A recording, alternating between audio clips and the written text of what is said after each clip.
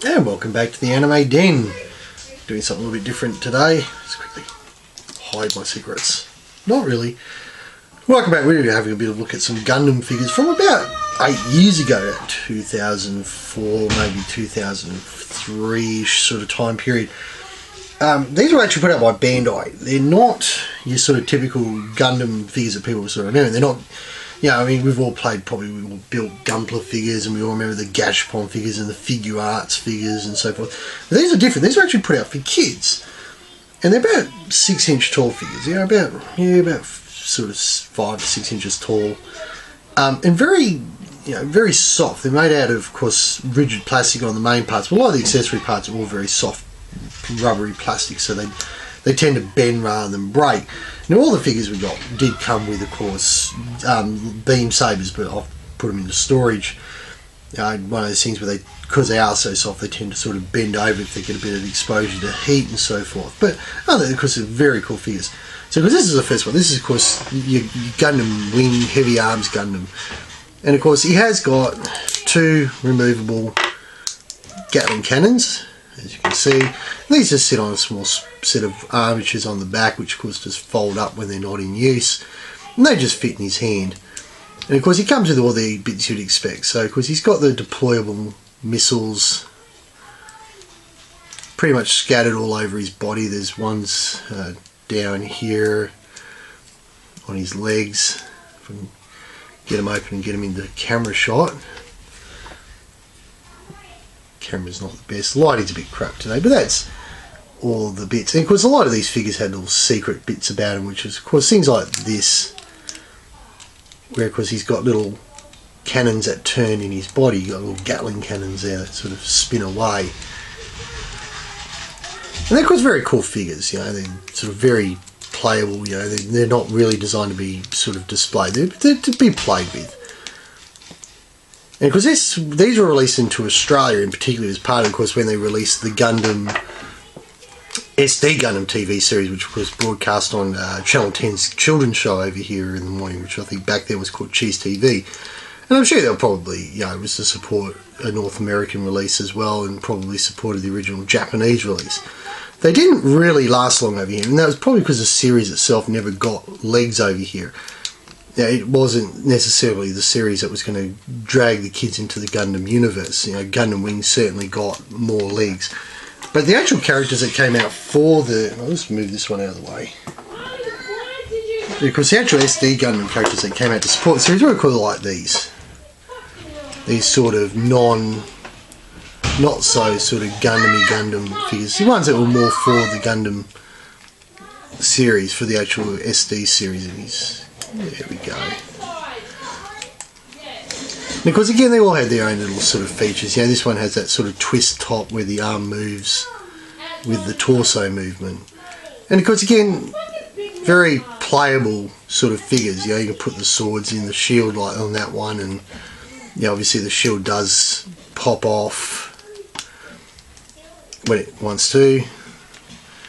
And that's of course obviously the shield in that, and you could of course also sort of swing it around and use it as an actual weapon of sorts.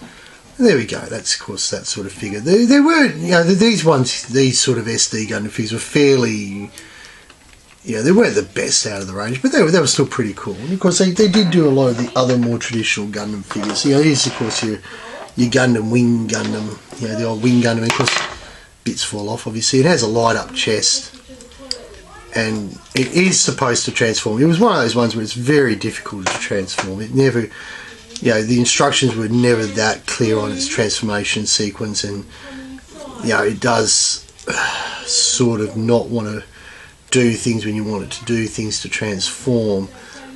But the theory was there, the practicality of transferring from concept to toy doesn't always work, especially when you're dealing with these sort of toys. But it was always worth the play. You always sort of, fans obviously would have had fun. Particularly young fans would have had fun trying to, of course, creating the Wing Gundam in its vehicle sort of variant through these sort of designs. They were cool. They were cool toys back in the day. they just didn't really, these certainly some of them caught the imagination, were quite well designed, some just never did.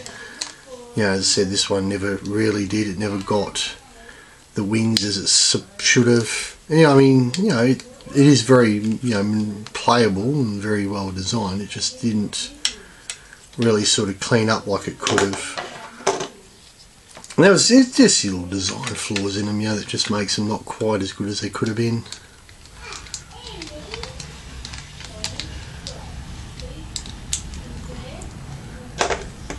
The gun splits in half. Bits fold up.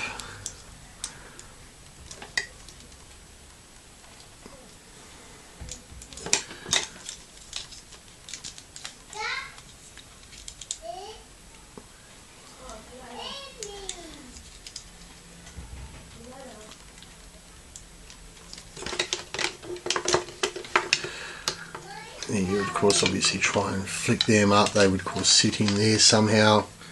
And the idea being was it would of course all hold together, and it never really did. It was always sort of very clunky and not very Gundam-y at all. I could be doing something wrong here, and I'm sure if I am, someone's going to tell me what I did wrong with these ones, but certainly the Wing Gundam never came that cool.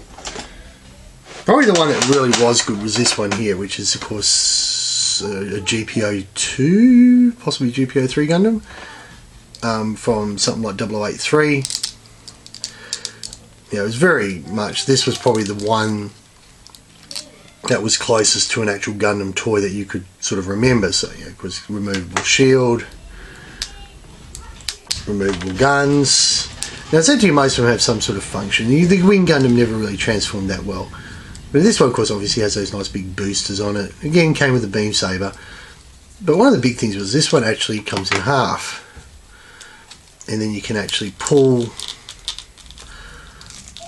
when it wants to behave itself. And these haven't been used for years. And thankfully they are, of course, fairly mild plastic, so you can do things like that and not worry too much.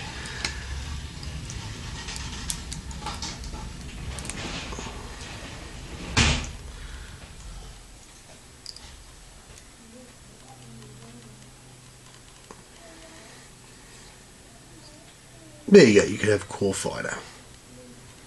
Very cool looking little core fighter.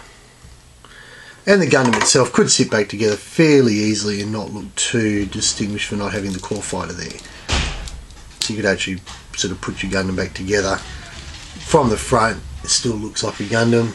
Can't really see the core fighter missing until you turn around, obviously then you sort of see that the core fighter is missing. And all in all, these are very well designed. They've very much got every tell that you'd expect to see from a Gundam. They've got that sort of very Gunpla Gundam look about them. They are very playable. That's the whole point of them. They are very playable toys. So that's, of course, the Bandai Gundam, as I said, about 2004, 2005 release, SD Gundam toys. Thank you very much for watching. We'll see you next time.